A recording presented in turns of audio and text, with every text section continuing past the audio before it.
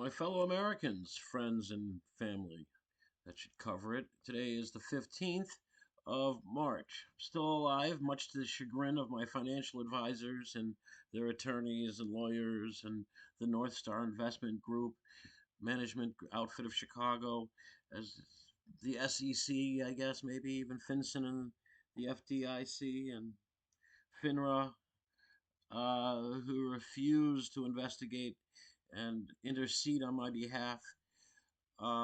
So I got to call the financial advisors, find out who the actual trustee is and who the investment manager is and advisors on these trustees are, because they want the Devon Bank, where the trust administrator is, and who has also refused me access to my funds. Charles Schwab refuses to give me any information about what's happened to my accounts and my affairs over the years and where my money's actually at. So we need to call Devon. We need to call Terry Chapman at the law offices of Chapman and Abrams, the documenters and the authors of my trust documents, my mother's wills, and so forth, and try to find out what's going on. But before we get there, we're going to listen to the head of the NASDAQ talk about financial crimes being an epidemic at an all-time high. So what I'm going to do is I'm going to put this on mute for a second and hang on. Really a fascinating new piece of research out of the NASDAQ on the state of the world's financial system, notably what is happening with financial fraud and various other activities. Let's get right to NASDAQ President and CEO Adena Friedman. Adena, nice to see you in Davos. We normally see you in New York. Good to see you here. Yeah, it's great to be here. Look, I was going through this report and I was shocked by some of the findings that your team put together here. What is the prevalence of financial fraud right now globally? Yeah, well, if you look at the problem that we're dealing with money laundering and financial fraud. And it is a $3 trillion problem in terms of money that's laundered through the system, and about a $500 billion issue with fraud.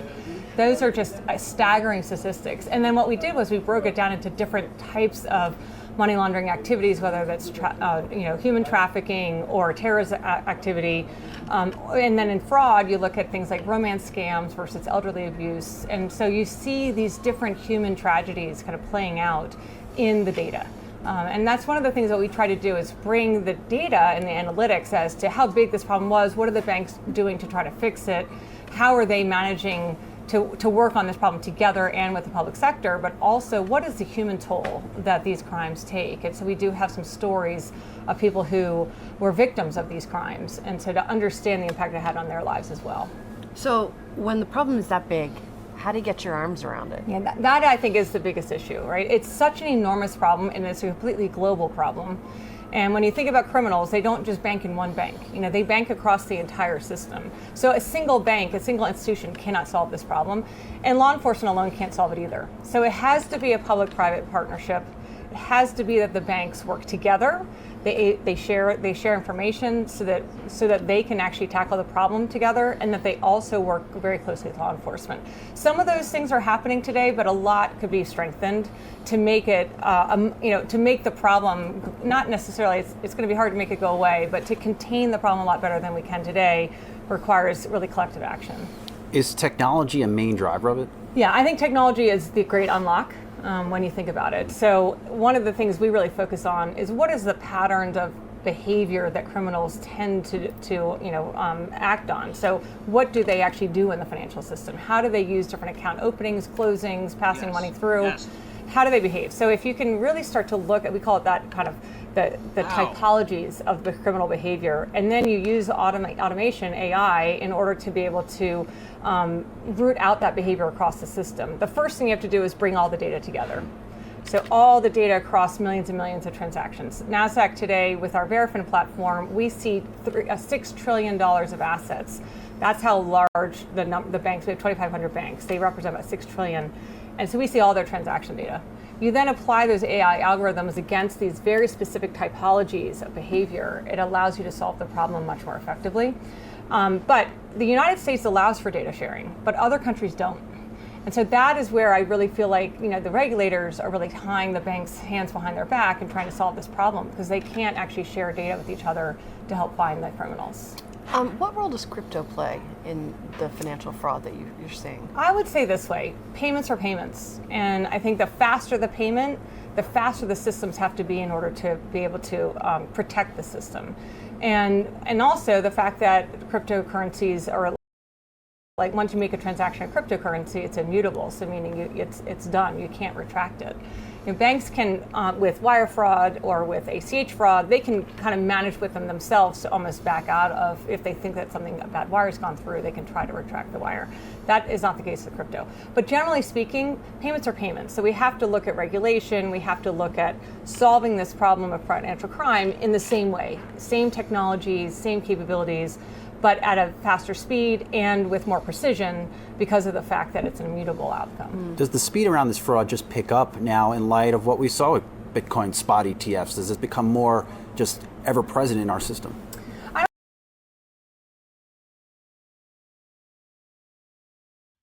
Okay, well, you get the idea. So,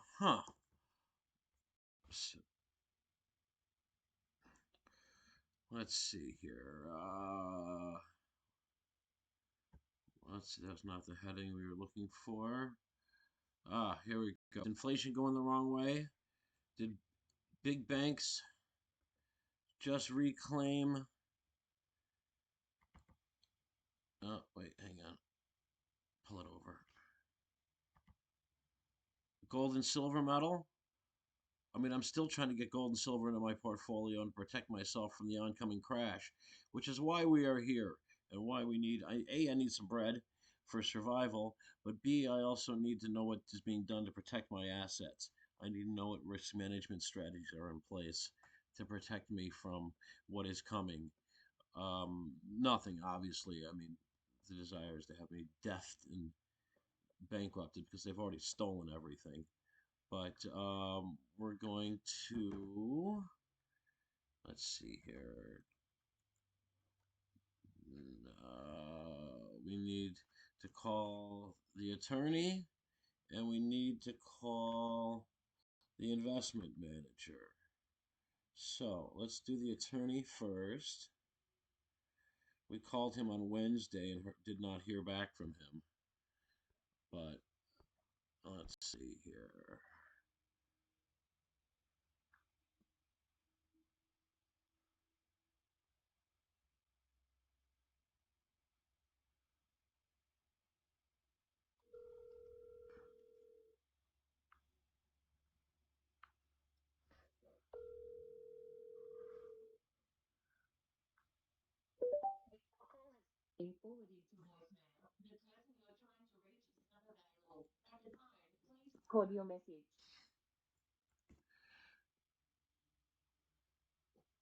Hey Terry, Alex Barnett again. I don't hear the tone. I'm hoping that was it. Nevertheless, trying to get a hold of you still. Got some questions. Need to know what happens next. Also need to get some cash. Understand that you're the advisory committee, or I don't know exactly how this goes, but would appreciate a call back. You have my number. Um, Thanks again. We're gonna keep calling.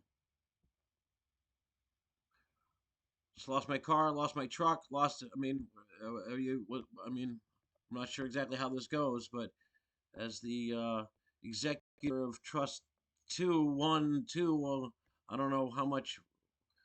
Wow, NorthStar's got $1.7 billion under management, and they had to go and steal my money and mom's. Why? Why? Call me back, dude.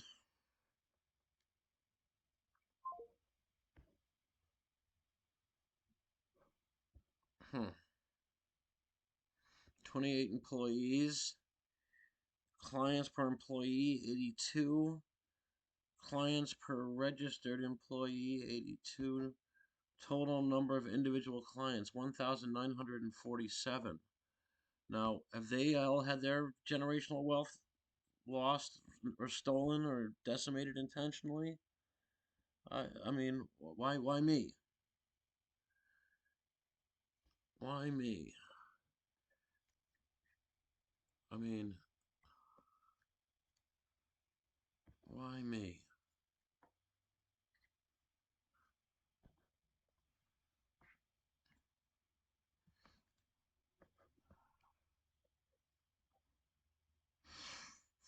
Why me?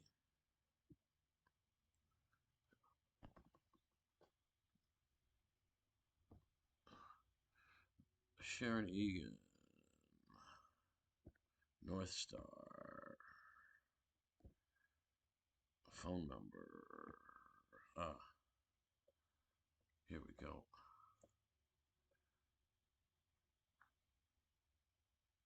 312-580.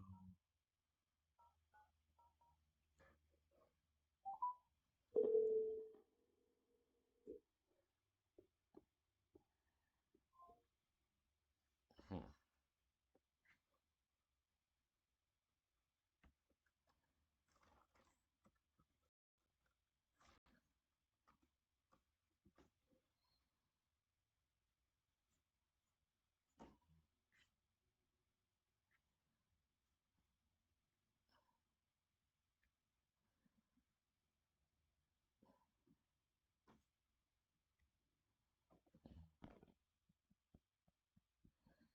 Bermuda. Hmm.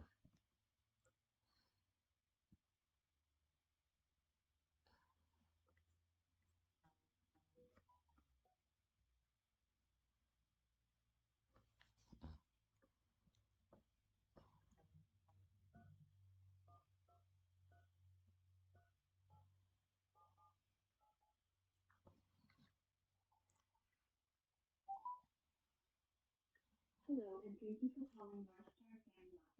Please dial 1 for William Richards, 2 for Sharon Sanford, 3 for Pam Pitts, 4 for Renee Kansas, 5 for Eric Copenhagen, 6 for Harry Chua, 9 for Heather Chapman, and 0 to repeat this message.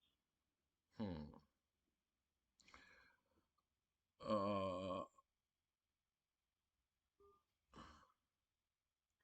Hello, and thank you for calling NorthStar&WEF. Please dial 1 for William Richards, 2 for Sharon Sanford, 3 for Pam Pitts, 4 for Renee Kansas, 5 for Eric Copenhagen, 6 for Harry Chua, 9 for Heather Chapman, and 0 to repeat this message. Um.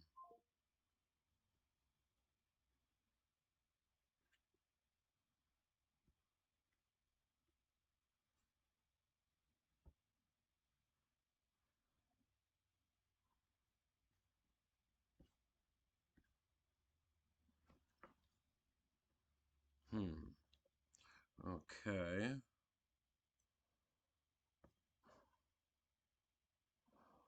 Family office. We want to.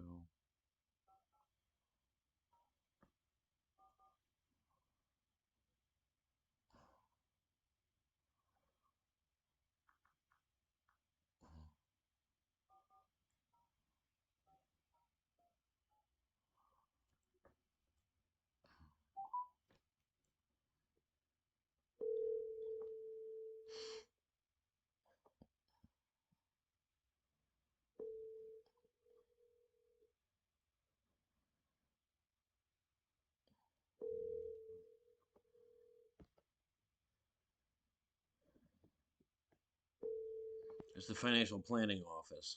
We'll try this one. Hi, it's Sharon Egan. Ah, I'm not available excellent. to take your call right now, but leave your name, number, and any message you like, and I will call you back promptly. Thanks very much. Bye-bye. Hi, Sharon. This is Alex Barnett calling. Client of I don't know, Mickey Lefton for 30 some odd years, and I'm trying to figure out why it is that I can't pay my bills. Also trying to figure out what the risk management strategy for what is the remainder of my trust. I understand that you're involved somehow. I don't know exactly how. Are you the trustee?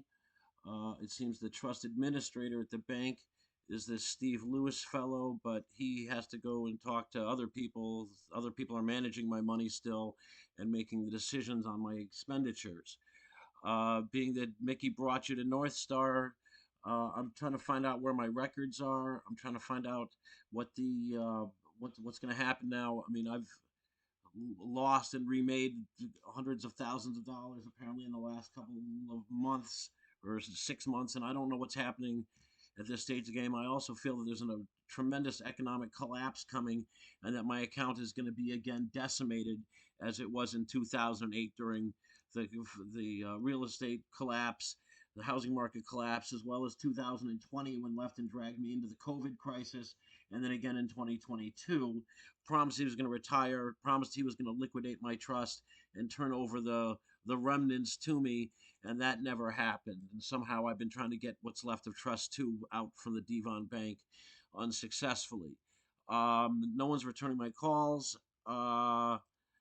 And we've obviously been through the SEC. I'm sure you know the story. I hope you've gotten my emails in regard to being tortured by at the Family Foundation School for those 3 years in the troubled teen industry, and I was trafficked and abused. And at this stage of the game, I'm still being abused. And I've lost my stuff. I've lost my car. I've lost my storage lockers. What more do I have to lose? I haven't been able to eat, buy medicine. Now that you're being officially informed on this voicemail, I'm hoping to hear back from you. My direct line is 702-355-9811, or you can respond to me by email, or I'd be more than happy to have a Google chat. But at this stage of the game, I need some help. I need some clarification. I understand. Oh, I also need to know what the story is with this life insurance policy that's been taken out on me and why I'm unable to pay for health insurance.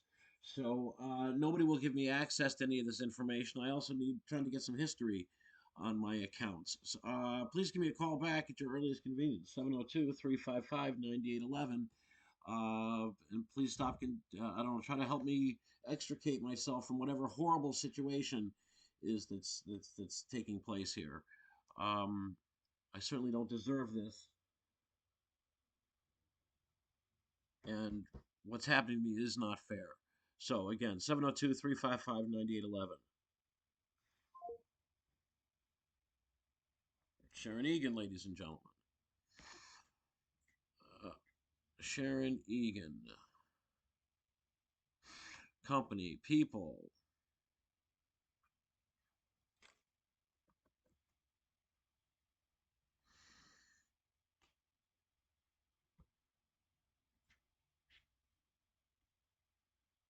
Company, people. Here, we'll get rid of me. We'll get rid of our friend Lefty. Well, maybe not yet. Because, hang on, okay, that's Sherwin. He was one of the founders of the company, I guess. He died. And then Lefty at 91 years old. Hang on, there's Sharon. That's who we just called.